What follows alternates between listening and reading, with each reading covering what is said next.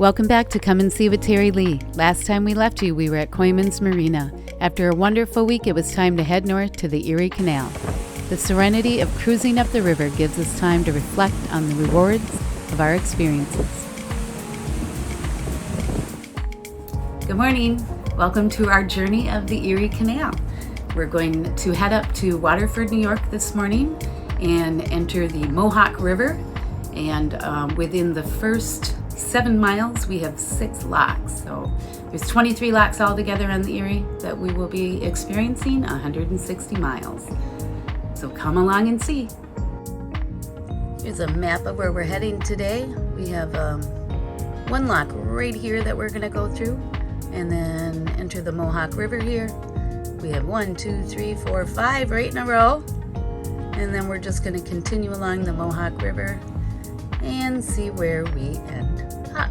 After spending the evening on the docks in Troy, we proceeded up the river to the Federal Lock, which is the first lock from the Hudson River to the canal system. The Federal Lock, which was opened in 1916, has a single chamber and is 520 feet long, 45 feet wide, 17 feet deep, and has a lift of approximately 14 feet. On the shores of New York, the blue sign marks the opening to the Erie Canal. It could be easily missed. The free dock in Waterford prior to entering the first lock in the canal is typically consumed by day boaters.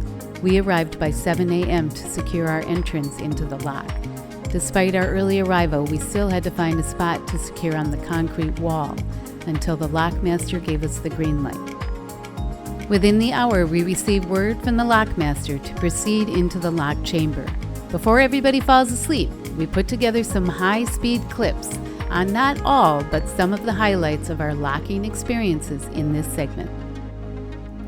Upon entering the Erie Canal, get ready for a workout as you will be locking through 5 locks within the first 1.5 miles, called the Waterford Flight.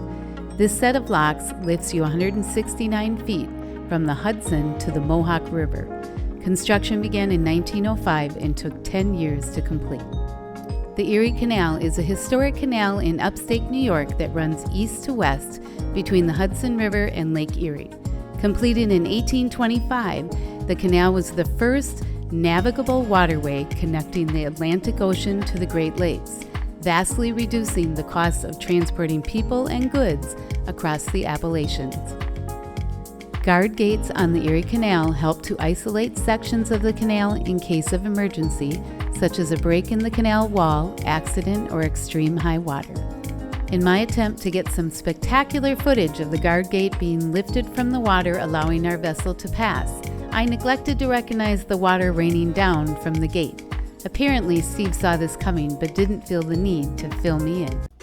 As the locks on the Erie Canal operate from 8 to 5, we needed to carefully plan our day's distance and locking times to make sure we had a place to stay and some enjoyable evening time along the way. Our first night is a free dock in Fonda, New York. Although I'd never been, let's go to the races, Steve says.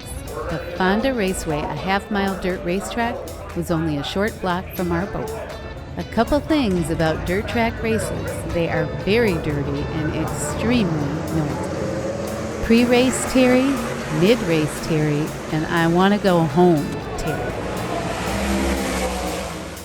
Terry, I think it's time we need to clean the strainers. No, that's your breakfast. Good morning. Welcome to day 2 of our travel along the Erie Canal. We're going to continue on the Mohawk River today, and we have 8 locks to complete. Yesterday we did 13, so we have 8 more, and our destination is going to be Oneida Lake, about 70 miles today.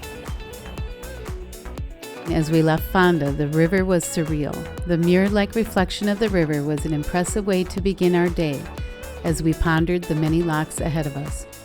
On this stretch of the river, it was very peaceful and boating traffic was few and far between. We always enjoyed encountering passerbys, whether it be rock climbers practicing in the park or tour boats enjoying the sights of the canal. As we made our final push along the Erie Canal, the river narrows and the water clears up as we near Oneida Lake and Sylvan Beach, where we will spend a couple of nights on yet another free dock. Sylvan Beach is nestled on the eastern shore of Oneida Lake. It is a resort community offering a full array of fun activities for every season. The lake is a popular location for walleye and bass fishing, boating, and swimming. During our stay on the wall, we were visited by harbor host John Katera. Thank you, John, for reaching out and coming down to say hi. All right, go. All right, welcome back. We hope you enjoyed our video, our little Erie Canal excursion. What's so funny? Nothing. Okay. Nothing. Just you. Check out this shirt. It's got birds and stuff off, parrots. I mean, obviously our videos are a couple weeks behind, but we were at Put-in Bay, and what's the name of the bar we went to? Frosty's. Yeah, it was a really good place for breakfast too, but that's in a different video. We'll do that video next time. But anyway, she had to make fun of my shirt. So, dirt racetrack? She loved it. Been there, amazing. Done that, never need to do it again. Don't need to do it again. There was nothing to do in that town except go to the racetrack. And yeah, but I mean, if you're looking for the most exciting part of the loop, that wasn't it. But it did, you know, kind of opened up into Sylvan Beach, which is kind of unusual. It was like this little carnival town, and we got off. There was, you know, the harbor host came and met us on the boat. I didn't even know who the guy was. He just walked up and like, hey.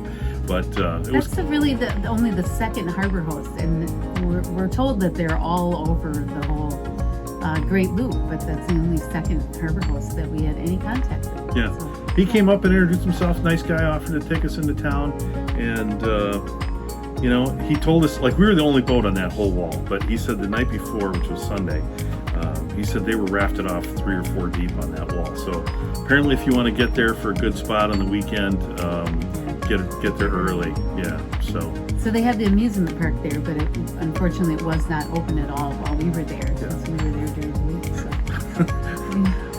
Oh well. Oh well. but anyway, we had a good time. Hope you enjoyed the video. You know, the locks, I mean, they are what they are, but they're one right after the other, and I'll tell you what, you're like, you know, can I get a break in between them? But they are stacked right on top of each other. You're coming out of one and going right into the next. Mm-hmm. I mean, they weren't terrible. The ones going down the Mississippi, or, you know, down the Ten Tom and things, they were a little more, I guess, trying. And these lock guys were really decent. You know, they only had ropes. They don't have bollards. Then a couple of them had cables to tie to, but they took it easy on us and raised us or lowered us pretty easy, and we didn't feel like we're out of control at any time. So it was just a lot to do, and you're out in the sun all day. So anyway, Steve's not always in control. No, definitely not. Anyway, if you like it, hit the like button, and please subscribe, and we'll see you next time. And thanks for watching. Thank you. Have a great night.